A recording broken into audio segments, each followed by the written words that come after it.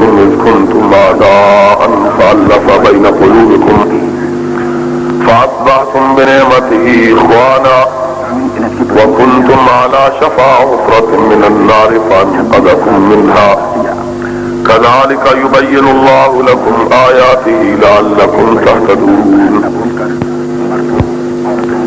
حضرات،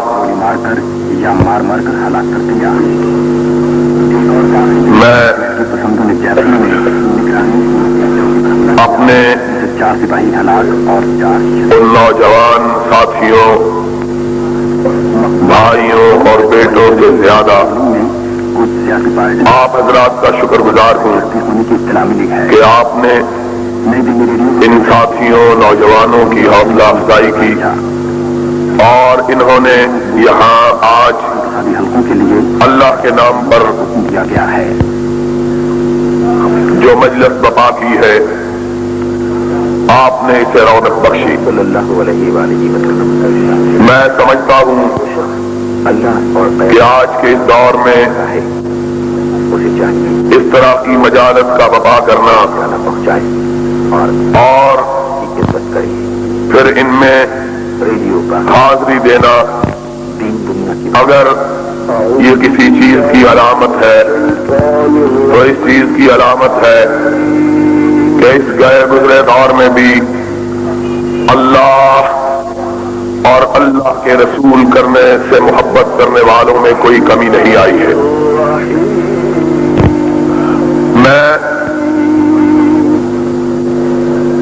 انتہائی اختصار کے ساتھ ملک کے موجودہ حالات اور کتاب و سنت کی روشنی میں ان حالات کی نقاب کشائی اور وہ مشکلات جو آج پاکستان اور اہل پاکستان کو درپیش ہیں اور ان کے حل کے بارے میں گفتگو کی کوشش کروں گا. میرے لیے یہ ایام بڑے مشکل ہوتے ہیں. موسم گرما اور سرما کے درمیانی دن، چاہے سرما کی آمد ہو چاہے گرما کی آمد ہو، اس لیے کہ یہ دونوں موسم بہار کے موسم کہلاتے ہیں اور ان موسموں میں بڑی کثرت کے ساتھ لوگ پاکستان کے مختلف شہروں اور بستیوں میں جلسوں کا انعقاد کرتے ہیں اور پھر ان کا اصرار ہوتا ہے ہر جگہ سے کہ میں ان کے ہاں ضرور حاضری دوں، اور باوجود میری گزارشات کے اور اس بات کے کہ پاکستان کے ہر بڑے قصبے اور ہر بڑے شہر میں میں حاضری نہیں دے سکتا، لیکن لوگوں کا اصرار انکار پر غالب ہی آتا ہے. اور پھر میرے لیے یہ دن اور بھی زیادہ مشکل اس لیے ہو جاتے ہیں کہ پچھلے پہر سفر شروع ہوتا ہے، رات کو تقریر ہوتی ہے، پھر گھر واپسی ہوتی ہے اور صبح دم اور کئی علاقوں سے لوگ وقت لینے کے لیے آئے ہوئے ہوتے ہیں، اور وہ دوست جو وقت لینے کے لیے آتے ہیں وہ دماغ تقریر سے کم خرچ نہیں کرواتے، اس لیے کہ گھنٹہ گھنٹہ ڈیڑھ گھنٹہ بحث کرتے رہتے ہیں جی آپ ضرور آئیں. اور میں ان کو کہتا ہوں کہ اگر پاکستان کی بستیوں، قصبوں، دیہاتوں اور شہروں کو شمار کیا جائے تو 10 برس میں بھی میں پاکستان کی ساری بستیوں میں حاضری نہیں دے سکتا. لیکن اس کے باوجود بہرحال ان کی محبت کی وجہ سے مجھے باقی اپنے سارے کام سمیٹ دینے پڑتے ہیں، اور اس وجہ سے انسان ہوں پیالہ ہوں ساغر نہیں ہوں میں، تھک جاتا ہے انسان خون اور جسم، اور انسان جو گوشت پوست کا برقع ہوتا ہے اس کے اندر اتنی ہمت طاقت نہیں ہوتی کہ وہ دن رات اتنا صبر کر سکے. میں سمجھتا ہوں کہ میرے بھائی اور میرے ساتھی اور میرے دوست خطبہ حضرات مولانا یزدانی صاحب، قاری عبدالحفیظ صاحب، مولانا عبداللہ شیخو پوری صاحب، مولانا عبدالعلیم صاحب اور دیگر بھائی جو یہ دن رات سفر کرتے کہتے ہیں ان کی بڑی بہادری کی بات ہے، لیکن میں واقعی طور پر بیٹھ کر تقریر کرنا پسند نہیں کرتا، لیکن کیا کیا جائے کہ کھڑے ہونے کی سکت نہیں ہے، اس لیے وقت بھی کافی بیت چکا ہے۔ میں چاہوں گا کہ یہ جو وقت مجھے ملا ہے اور یہ موقع جو مجھے میسر آیا ہے آپ سے ہم کلام ہونے کا، اس موقع کا کوئی لمحہ بھی کسی ایسی بات میں صرف نہ کروں جو میرے لیے، آپ کے لیے، ملک کے لیے، قوم کے لیے یا ہماری آخرت کے لیے مفید نہ ہو۔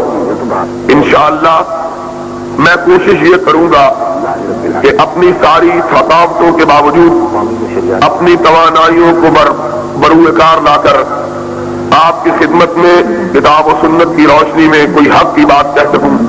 آپ اللہ سے دعا مانگیے، اللہ مجھے سچ اور حق کہنے کی توفیق عطا فرمائے۔ آپ جانتے ہیں ہمارا ملک اس وقت بڑے کڑے حالات سے گزر رہا ہے، اور یہ صرف پاکستان کی بات نہیں ہے بلکہ سارا عالم اسلام اس وقت جن حالات سے دوچار ہے، ایسے حالات عالم اسلام پر کبھی وارد نہیں ہوئے۔ اس وقت دنیا میں مسلمان بہت بڑی تعداد میں ہیں، اتنی بڑی تعداد کہ 1400 برس کی اسلامی تاریخ میں مسلمانوں کی کبھی اتنی تعداد نہیں ہوئی ہے جتنی آج ہے۔ آج کے اعداد و شمار کے مطابق مسلمان 1 ارب 20 کروڑ سے زیادہ ہے، 1.25 ارب کے قریب مسلمانوں کی تعداد ہے، اور دنیا میں اس وقت مسلمانوں کی 43 سے زیادہ سلطنتیں، مملکتیں، حکومتیں موجود ہیں۔ 40 اور 5 45 سے زیادہ ملک ایسے ہیں جو مسلمانوں کے ہیں، جہاں مسلمان حکمران ہیں، مسلمان سربراہ، اور اس کے ساتھ ساتھ آج مسلمانوں کے پاس اتنی دولت ہے، اتنا مال ہے کہ اتنی دولت اور اتنے مال کا کبھی تصور بھی نہیں کیا جا سکتا تھا۔ مجموعی طور پر جو مال و دولت ہے اس کا کیا کہنا، انفرادی طور پر بعض مسلمانوں کے پاس اتنا سرمایہ موجود ہے کہ کبھی اتنا سرمایہ دنیا کے بادشاہوں کے پاس بھی نہیں ہوتا تھا۔ عام آدمیوں کے پاس، عام مسلمانوں کے پاس اتنا سرمایہ ہے۔ ابھی پچھلے دنوں دنیا بھر کے اخبارات میں بھی اور پاکستان کے اخبارات میں بھی ایک شخص ہے جس کا نام ہے عدنان خاشق جی، اس کا تذکرہ اخبارات میں بڑے تسلسل کے ساتھ آیا ہے۔ اس کے بارے میں ایک عام آدمی ہے، سعودی عرب کا رہنے والا ہے، اور اب امریکہ اور یورپ میں رہتا ہے۔ اس کے متعلق اخبارات نے لکھا کہ اس کا ذاتی خرچہ روزانہ کا 18 لاکھ روپے ہے۔ وہ خرچہ جو کاروباری نہیں ہے، صرف وہ خرچہ جو اپنی ذات پہ صرف کرتا ہے، وہ 18 لاکھ روپیہ روزانہ ہے۔ اتنی دولت، اتنا مال، اور اس کی ایک ملک کے اندر زمین جو ہے وہ 4 لاکھ ایکڑ سے زیادہ ہے، صرف ایک ملک میں۔ اور یہ ایک آدمی کا عالم ہے، اس طرح کے بے شمار ہیں، سینکڑوں کی تعداد میں ایسے لوگ ہیں جن کے پاس دولت کی یہ فراوانی، مال کی یہ بہتات، اور جہاں تک حکومتوں کا تعلق ہے، آپ یہ بات سن کر حیران رہ جائیں گے کہ اس وقت دنیا میں سب سے زیادہ فیکس آمدنی اگر کسی ملک کی ہے تو وہ امریکہ کی نہیں، فرانس کی نہیں، جرمنی کی نہیں، سویڈن کی نہیں، ڈنمارک کی نہیں، بیلجیم کی نہیں، بلکہ ایک مسلمان ملک کویت ہے کہ پوری دنیا میں جس کی فیکس آمدنی ساری دنیا میں سب سے زیادہ ہے۔ مسلمانوں کا حال ہے. مال، دولت، تعداد، ملک. لیکن اگر ہم ان کے حالات کو دیکھیں تو ضربت علیہم الذلۃ والمسکنہ. جتنے آج مسلمان ذلیل ہیں، خوار ہیں، پریشان ہیں، بے کس ہیں، بے بس ہیں، مظلوم ہیں، مقہور ہیں، کائنات کے کسی دور میں مسلمان اتنے بے کس نہیں ہوئے. جتنے آج مسلمان ذلیل ہیں، خوار ہیں، دنیا کی ساری تاریخ میں مسلمان کبھی اتنا ذلیل نہیں ہوا. کبھی ہم نے اس بات پہ غور کیا ہے کہ تعداد سب سے زیادہ، مال بہت زیادہ، ملک لا تعداد اور ذلت بھی انتہا. سبب کیا ہے؟ وجہ کیا ہے؟ اس کی علت کیا ہے؟ یہ کیوں ہے کہ کبھی ہم 313 تھے، صرف 313، اور کوئی ہماری طرف ٹیڑھی نظر کر کے دیکھنے کی جرات نہیں کرتا تھا. اور آج ایک ایک مسلمان ملک کو دیکھ لو. 10 کروڑ مسلمانوں کا سربراہ ہے ضیاء الحق، اور فوجی ہے، جرنیل ہے، سینے پہ 20 ستارے لگائے ہوئے ہیں،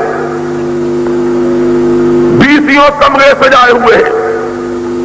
اور حالت کیا ہے؟ راجیو گاندھی کی بیوی کے سامنے رکوع میں جھکا ہوا ہے. کھلو جاؤ بھائی، تسی بڑے کالے ہو. ایک ادھروں بولے ہیں وجہ کی، ایک ادھروں بول پہ. عجیب بات ہے. پہلے بات تو سن لو،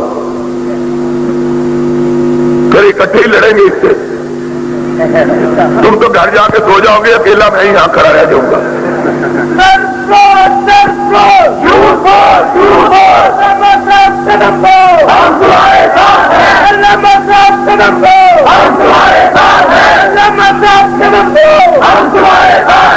تو میں یہ کہہ رہا تھا 313 تھے، کسی کے سامنے نہ جھکتے تھے.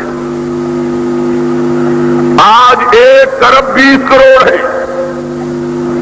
اوروں کو چھوڑو، ہم اس ملک میں 10 کروڑ ہیں. 10 کروڑ اگر مرنے کا عزم کر لیں، رب کعبہ کی قسم ہے، مشرق و مغرب مل جائے، روس امریکہ کی قوتیں اکٹھی ہو جائے، یہ 10 کروڑ اللہ کی راہ میں مٹنے کا عزم کر لے، ساری کائنات مل کے ان کو مٹا نہیں سکتی ہے.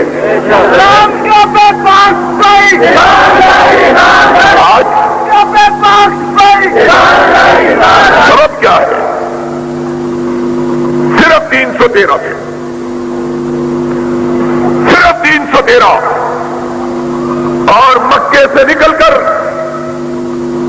مدینے پہ یلغار کرتے ہوئے آئے، چڑھائی کی. رحمت کائنات علیہ الصلوۃ والسلام، خبر ملی حالات انتہائی دگرگوں، صورتحال انتہائی پریشان کن. مدینہ طیبہ چھوٹی سی بستی، اور مسلمان 2 طبقوں کے، ایک ہجرتوں کے ستائے ہوئے، ایک مہاجروں کا بوجھ اٹھائے ہوئے. 2 طبقے مسلمانوں کے، کچھ ہجرتوں کے مارے ہوئے، اپنے وطن سے نکالے ہوئے، اپنے گھروں سے بے گھر کیے ہوئے، اپنی دولت لٹائے ہوئے، اپنے بچے چھنوائے ہوئے، اپنے دلوں پہ چرکے کھائے ہوئے، اپنے سینوں پہ زخم سجائے ہوئے اس طرح نکلے۔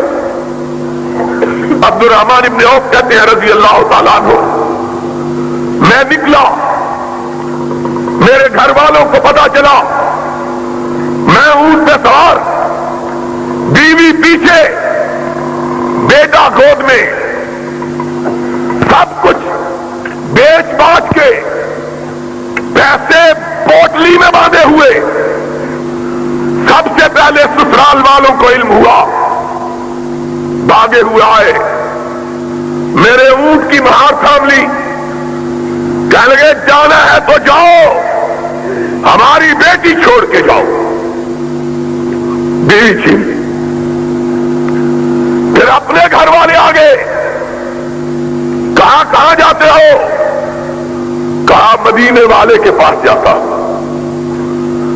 کہا پھر یہ بیٹا ہمارا ہے، اس کو ساتھ نہیں لے جا سکتے۔ کہا دل پہ چوٹ پڑی، اپنا لخت جگر، اپنا بیٹا، اور بیٹے کی محبت صرف باپ جانتا ہے، اوروں کو علم نہیں کہ بیٹا کس کو کہتے ہیں۔ جس کو رب نے بیٹا دیا ہو یا اس سے قدر پوچھو، یا جس کو دے کے چھین لیا ہو اس سے قدر پوچھو۔ کہا یا بیٹا چھوڑ دو یا محمد کی محبت چھوڑ دو۔ کہا ایک دفعہ کب کبھی تاری ہو گئی، نگاہ اٹھائی، آسمان کی طرف دیکھا، پھر کہنے لگے ایک بیٹا، 1000 بیٹا ہو محمد پہ قربان ہے، لے جاؤ، پرواہ نہیں ہے۔ بیٹا چھینا، بھائی آئے، انہوں نے مال کی پوٹلی چھینی۔ بڑا بھائی آیا، اس نے اونٹ بھی چھین لیا۔ کہا جانا ہے تو اسی طرح جاؤ۔ کائنات کے امام کی بارگاہ میں پہنچے، ہونٹ بھوک سے پھٹ گئے تھے اور پیر چلنے سے پھٹ گئے تھے، پیروں سے بھی خون، ہونٹوں سے بھی خون۔ کائنات کے سردار، ثقلین کے تاجدار، امام ہدا نماز ظہر سے فارغ ہوئے، سلام پھیرا، پلٹ کے دیکھا تو سامنے عبد الرحمن کھڑے ہیں۔ کہا عبد الرحمن کب آئے؟ کہا اللہ کے حبیب ابھی آیا ہوں۔ کہا کہو کیسے آئے؟ کہا آقا سب کچھ لٹا کے آیا ہوں، دین بچا کے آیا ہوں۔ فرمایا عبد الرحمن دین بچا کے آئے ہو، سب کچھ لٹا کے آئے ہو تو کچھ بھی نہیں لٹایا ہے، جنت پا کے آگے ہو، اللہ کی رضا پا کے آگے ہو۔ یہ لوگ،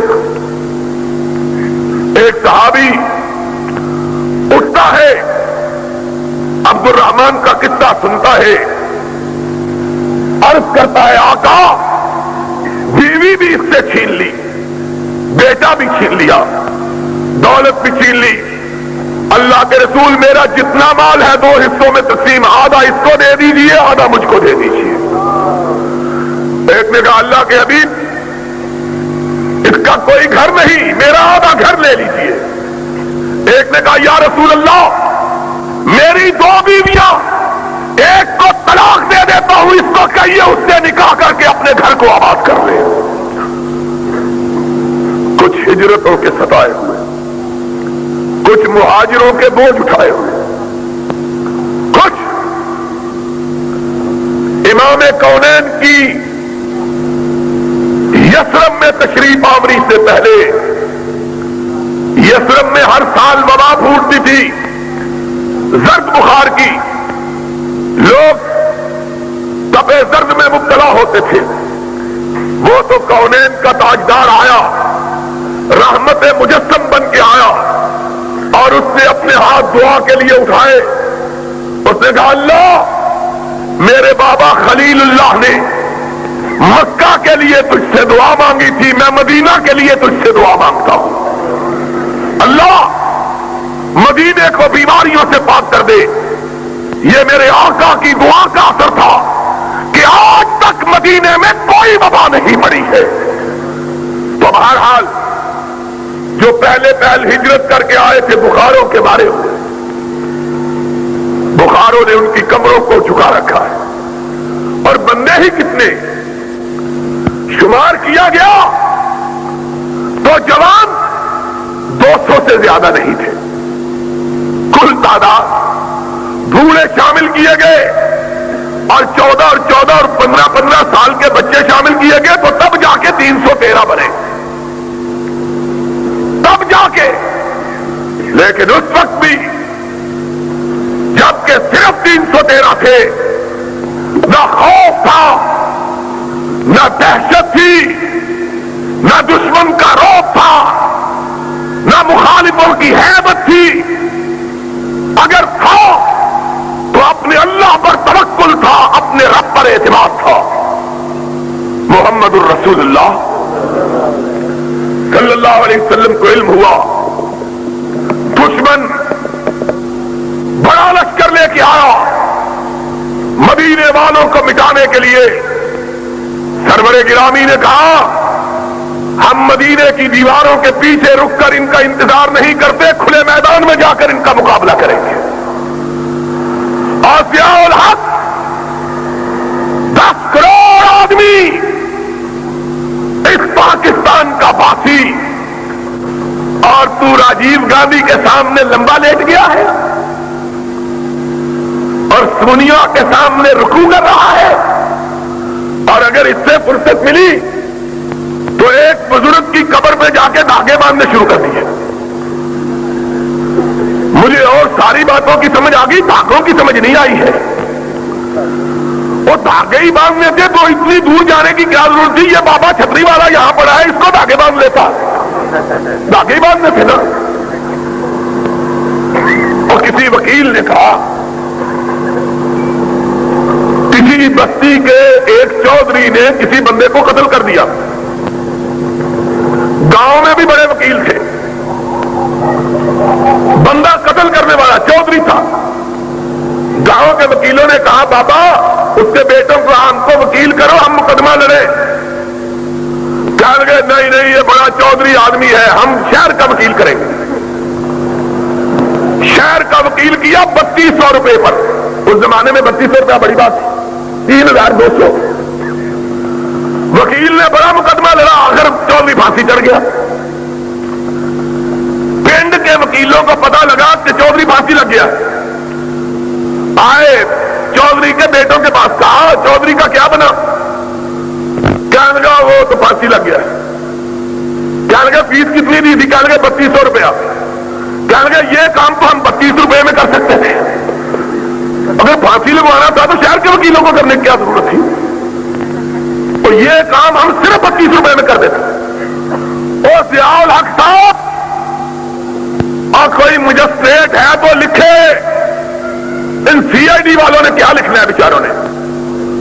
کسے پڑی ہے کہ جا سناوے، پیارے پی کو ہماری بتیاں، نہ انگ چہنا نہ نیند نہنا، نہ آپ آمے نہ بھیجے پتیاں۔ اور تو بے غیرت انسان ہے کہ اپنے سینے پہ تمغے لگائے ہوئے اور ایک ہندو عورت کے سامنے رکوع کر رہا ہے۔ اس سے بہتر تھا تو مر جاتا، مسلمانوں کا قائد نہ کہلواتا۔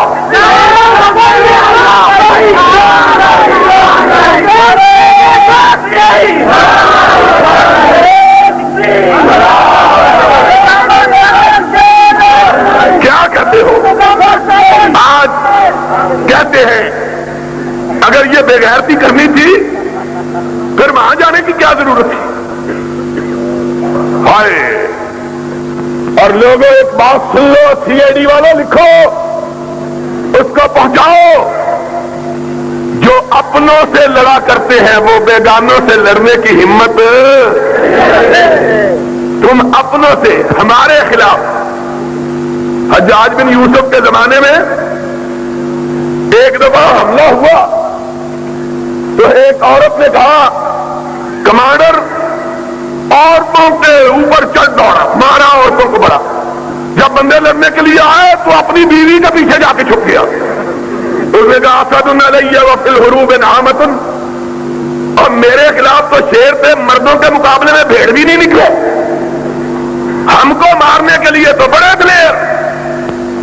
پولیس فوج، یہ بیچارے پولیس فوج ہمارے بھائی ہیں، ان بیچاروں کا کیا ہے؟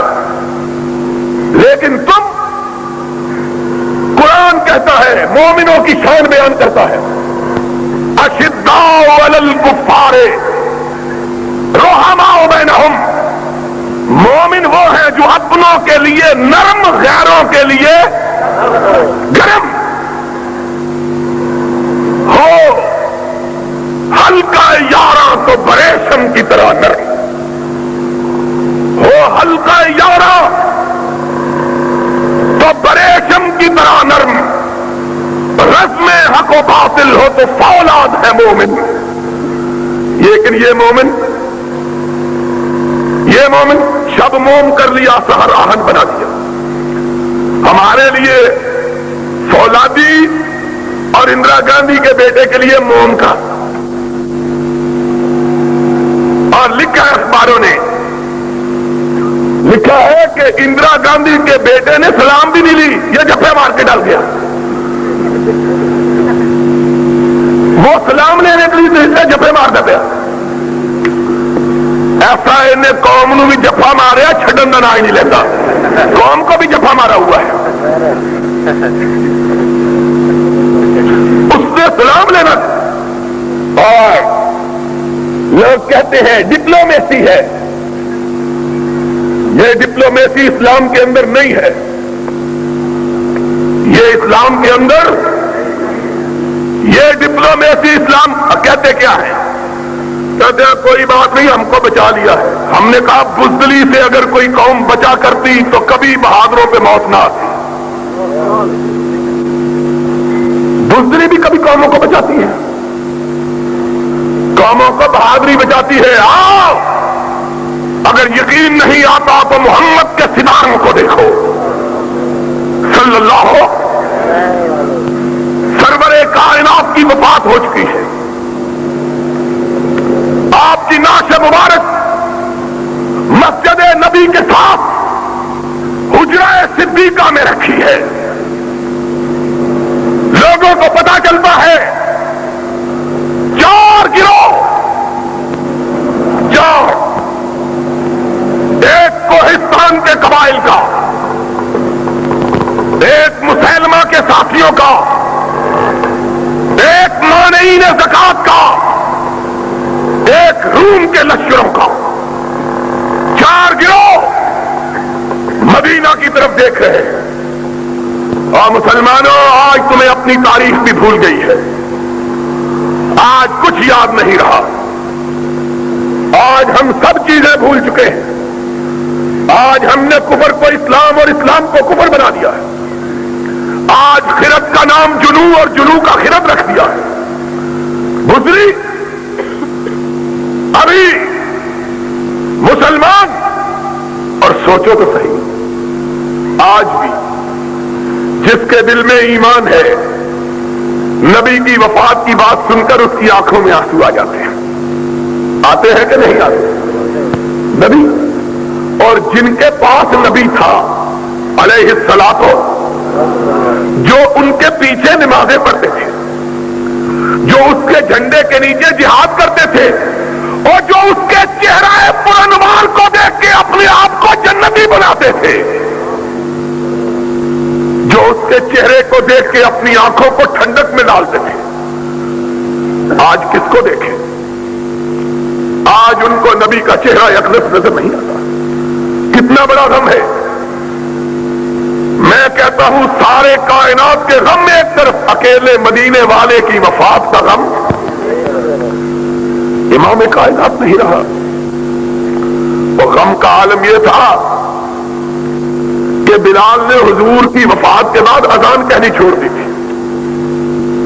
اور جب لوگوں نے کہا تھا بلال اذان کیوں نہیں کہتے، تو اس نے کہا تھا اب اشہد ان محمد رسول اللہ کہہ کے میں کس کے چہرے کو دیکھوں گا؟ لوگوں کے غم کا عالم، غم کی حالت یہ تھی کہ لوگ کہتے تھے اگر ہمارے سینوں پہ بہت پہاڑ بھی رکھ دیا جاتا تو سینہ اتنا مچلا ہوا اور مسلا ہوا نہ دکھائی دیتا جتنا محمد کریم کی وفات سے دکھائی دیتا۔ اور فاطمۃ الزہرا نے کہا تھا صبت علیہ مصائب لو انہا صبت علی الیام سرن لیالیا، مجھ پہ میرے باپ کی وفات کے ساتھ اتنے غم ٹوٹ پڑے کہ اگر دنوں پہ ٹوٹتے تو دن سیاہ ہو جاتے، راتوں میں بدل جاتے۔ اتنا غم ہوا کہ فاروق جیسا بہادر آدمی اپنے اعصاب گم کر بیٹھا، اس نے تلوار نکال لی اور کہا جو کہے گا کہ محمد فوت ہو گیا میں اس کی گردن کو اڑا دوں گا۔ ہوش حواس کو مدینے میں اس طرح ہو بکا ہوا کہ اس طرح معلوم ہوتا تھا زمین کا کلیجہ شک ہو جائے گا، آسمان پھٹ جائے گا، اتنا لوگوں کو غم تھا۔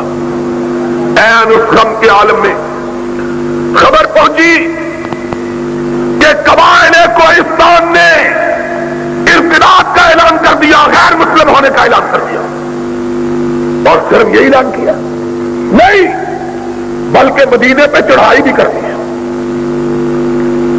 ابھی یہ خبر ختم نہیں ہوئی، اور سنو سنو ہمارا جیال کہتا ہے ہم کس سے لڑے، ادھر انڈیا ہے ادھر کابل ہے۔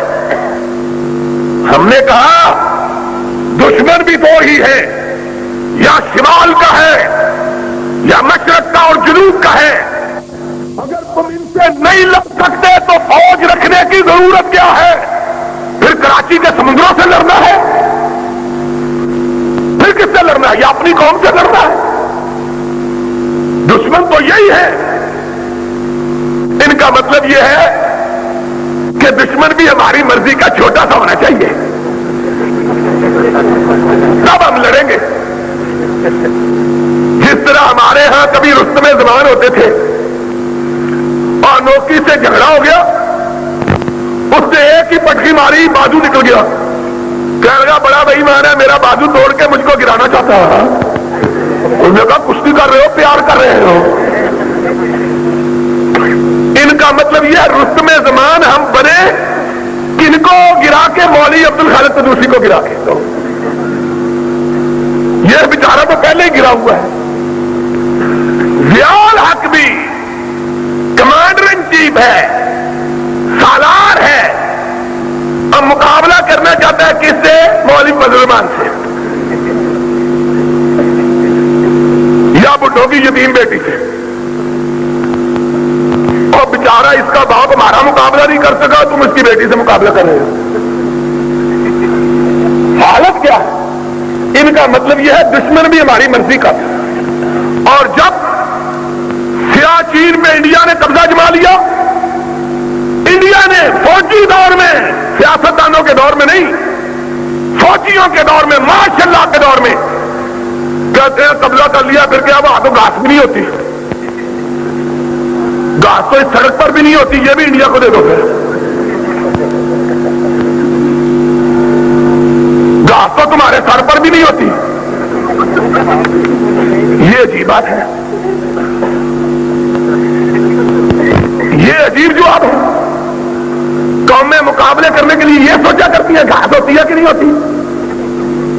وہ کسی بھیا کی طرح کہیں گا ہمارے ماموں کے گھر آنا تو پھر ہم سے لڑائی کرنا، پھر ہم تم کو دیکھیں گے۔ لڑائی کے لیے پہلے تمہارے ماموں کے گھر ڈھونڈے کدھر ہے؟ ان کا حال دیکھو ذرا، یہ مسلمان ہیں جنہیں دیکھ کے شرمائے یہود۔ کیا مسلمانی ہے؟ تم ہنستے ہو، کعبے کے رب کی قسم رونے کی بات ہے، رونے کی بات ہے، رونے کی۔ جب 313 تھے تو ڈرے نہیں تھے، جب 313 تھے تو اور اب 10 کروڑ ہے اور منہ پتیلے جتنے بڑے ہیں۔ 10 کروڑ تاجدار نے کہا تھا، کونین کے تاجدار نے کہا تھا F-16 بھی ہیں، F-15 بھی ہیں، معراج بھی ہیں، مگ بھی ہیں، لڑتے نہیں۔ اور کونین کے تاجدار نے جب مومنوں کو لڑایا، نہ کسی کے پاس تیر تھا نہ تلوار تھی، کسی کے پاس نیزہ تھا تو ڈھال نہیں تھی، اگر کمان تھا تو چھوڑنے کے لیے تیر نہیں تھا، اگر تیر تھا تو بچاؤ کے لیے زرہ نہیں تھی، لیکن تھا تو رب پر ایمان تھا، اللہ پر اعتماد تھا۔ اور انہی کے متعلق اقبال نے کہا تھا کہ کافر ہے تو شمشیر